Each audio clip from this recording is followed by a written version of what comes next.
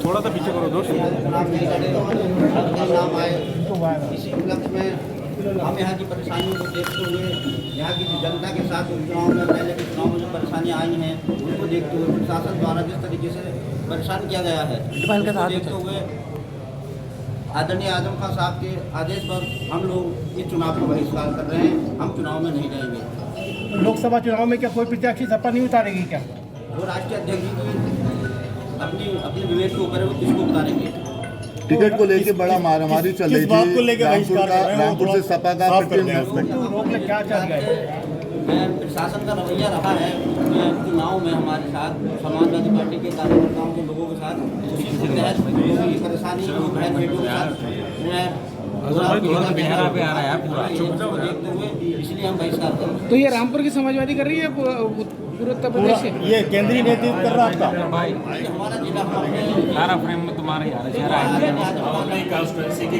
आप जिला स्तर पे आप जो है इसका बहिष्कार कर रहे हैं। जो हालात रामपुर में गुजरे हैं और जिस तरह मनोबल गिराया गया हमारे वर्करों का, फर्जी मुकदमे कायम किए गए, अभी तक जेल में हैं लोग, जो जुल्म और ज्यादती की गई है यहाँ, जिसका बदतरीन मुजाहरा उपचुनाव में हुआ है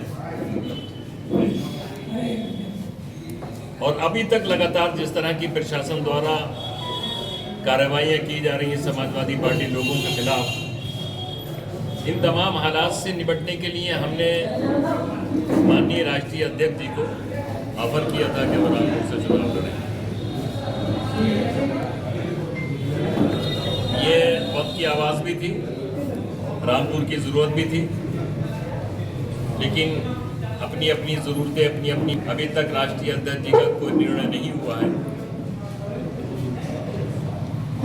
इन हालात में चुनाव में जाना,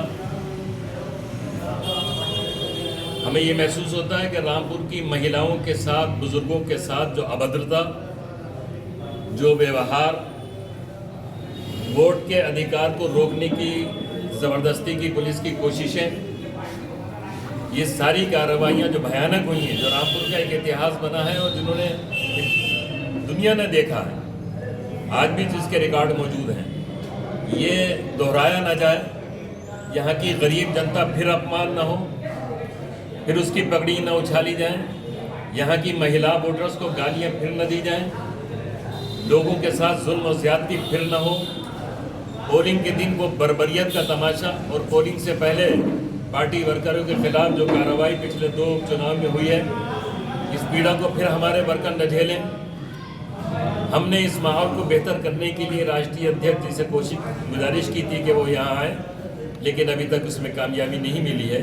लेकिन इन हालात में हम चुनाव में जाना उचित नहीं समझते, उसका बायकॉट कर रहे हैं, इसलिए कि हम रामपुर के मुअज़्ज़ज़ शहरियों की पगड़ियाँ नहीं उछालवाना चाहते, यहाँ की ख़वातीन को धक्के और गालियाँ नहीं खिलवाना चाहते, यहाँ के नौजवानों को गालियाँ नहीं खिलवाना चाहते, उनके गिरबान पर पुलिस के हाथ नहीं डलवाना चाहते।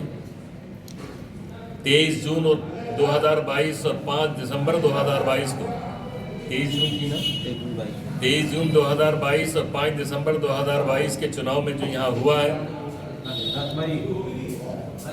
वो बहुत बर्बरता पूर्वक पुलिस की कार्रवाई थी। अफसोस ये है कि जिन अधिकारियों की शय पर ये सब कुछ हुआ, उनमें से कुछ यहाँ अभी मौजूद हैं और हमें अफसोस ये है कि चुनाव आयोग के जो दिशा निर्देश हैं अधिकारियों को किसी जनपद में रहने का, जो सीमा मुकर्रर की है, उसके भी अवहेलना हो रही है। उस सीमा को पार करके भी कुछ लोग चुनाव आयोग के कानून को लांघ कर यहाँ रह रहे हैं। उससे नियत का अंदाज़ा होता है कि वो सिर्फ एक मिशन पर उन्होंने अब तक काम किया है और फिर उसी मिशन को लागू करना चाहते हैं। कौन लोग हैं वो?